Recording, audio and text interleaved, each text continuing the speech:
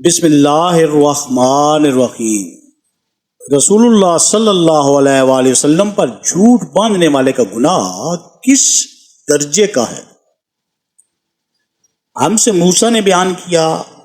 ان سے ابو عوانہ نے ابی حسین کے واسطہ سے نقل کیا، وہ ابو صالح سے روایت کرتے ہیں، وہ ابو ہریرہ رضی اللہ تعالی عنہما سے، وہ رسول اللہ صلی اللہ علیہ وآلہ وسلم سے کہ اپنی اولاد کا میرے نام کے اوپر نام رکھو مگر میری کنیت اختیار نہ کرو،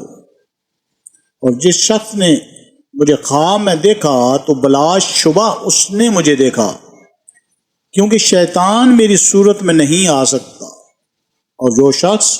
مجھ پر جان بوجھ کر جھوٹ بولے وہ دوزخ میں اپنا ٹھکانہ تلاش کر لے۔